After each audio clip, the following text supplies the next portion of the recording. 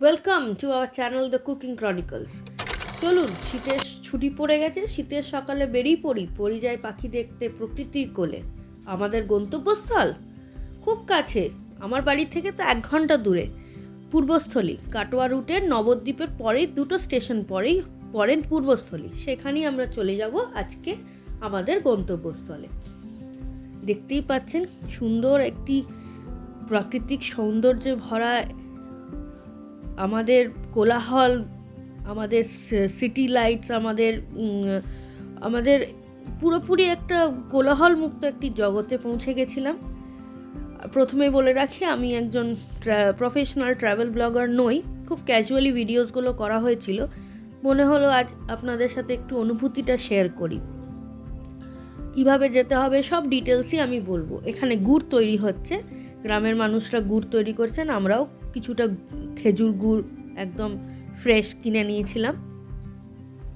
কিভাবে যেতে হবে, হাওড়া থেকে কাটোয়া রুটের কোনো একটা ট্রেনে চেপে বসবেন, তারপর আর কিছু নয়, 1.5 ঘন্টা চুপচাপ বসে থাকবেন।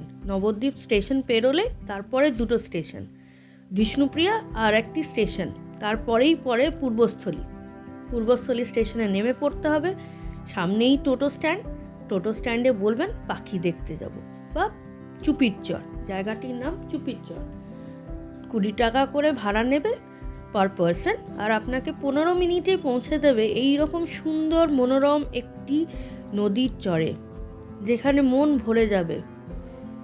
আসতে তো আমাদের ইচ্ছে করছিল না। এরকম মাঝি দাদারা আছেন যারা আপনাদেরকে পুরো নদীটা ঘুরে দেখাবে। ভাগীরথী নদীতে আসে এই সময় কিছু পরিযায়ী পাখি, আর সেই পরিযায়ী পাখি দেখতেই আমরাও ভিড় করেছিলাম।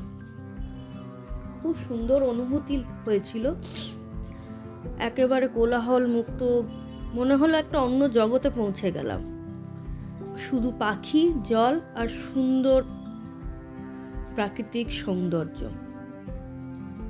একটা ডে আউট করেই ফেলুন না, চলুন ঘুরে আসি পাখির চরে।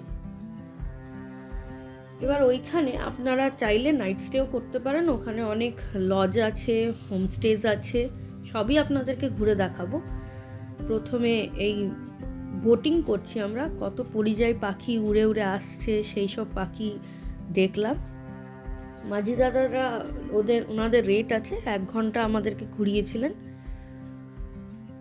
200 টাকা মতো নিয়েছিলেন। আমি বলে রাখি, আমি প্রফেশনাল ট্রাভেল ব্লগার নই, তো আমি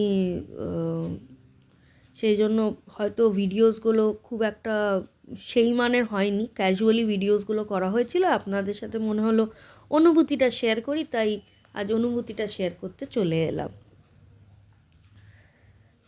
3 জনে বেরিয়ে পড়েছিলাম শীতের সকালে, শীতের ছুটি পড়েই গেছে, ঘুরে আসুন পূর্বস্থলী।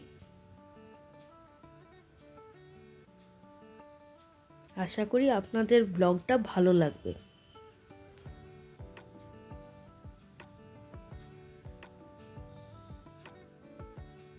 আশেপাশের পরিবেশটা যেন স্নিগ্ধতায় ভরা ছিল। আমি বলে ভাষায় বোঝাতে পারবো না যে কীরকম অনুভূতি আমি পেয়েছি।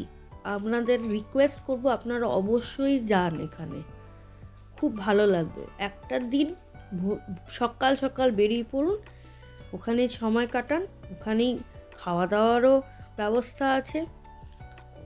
গ্রামের মানুষরা আপনার স্পাইস হোটেল খুলেছেন, ওখানেই আপনারা খাওয়া দাওয়া করতে পারবেন। সকালে গিয়ে খালি একটু অর্ডার দিয়ে দিতে হবে। পিকনিক করতে চাইলে পিকনিক স্পটস আছে, সুন্দর আমবাগান আছে। নির্ভেজাল বিশুদ্ধ হাওয়া খেতে আমরা চলেই যেতেই পারি। এত তো পলিউশন আমরা পাই, এত দূষণ, পরিবেশ দূষণ, সেইখান থেকে মুক্ত হতে কয়েকদিন কেন, আপনারা চাইলে 2 দিন কাটাতেই পারেন। খুব সুন্দর জায়গা, কয়েক ঘন্টাও কাটিয়ে আসতে পারেন।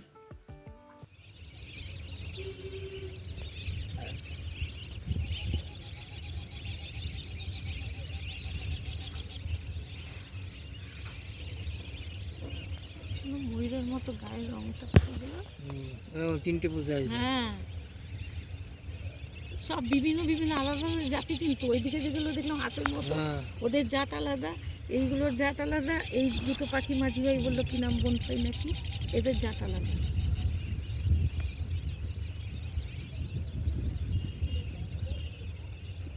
ওরে বাবা, ওরে বাবা, ওরে বাবা। আমরা সকাল 6:16 কাটোয়া লোকালে গেছিলাম, বাড়ি ফিরেছি মোটামুটি 5টার মধ্যে বাড়ি চলে এসেছি। খুব সুন্দর লেগেছিল।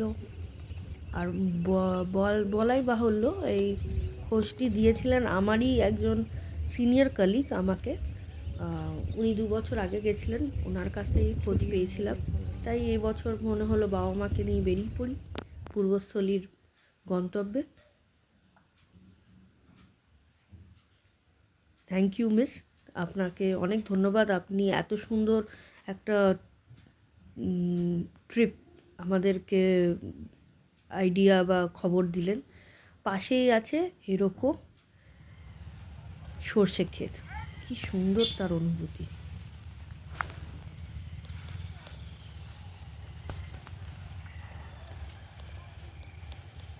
দিলওয়ালে দুলহানিয়া লে যায়েঙ্গের সিনসগুলো মনে পড়ছে না? আমার তো তাই মনে হচ্ছিল। একটা পোজ দিয়ে ছবিও তুলে নিয়েছিলাম, শাহরুখ খান পোজে। হ্যাঁ, এই এলো আপনাদের এই রিসর্ট। এখানে চাইলে আপনারা নাইট স্টে করতেই পারেন। খুব সুন্দর রিসর্টটা, আর ঘুরে দেখতেও দিচ্ছেন ওনারা ভেতরটা। আমরাও ঘুরে দেখলাম, পার্ক মতো করা আছে, সারি সারি ফুল গাছ, বাচ্চাদের জন্য দোলনা, ভারী সুন্দর জায়গা। আমার মাও দোলনায় চেপে বসেছিলেন।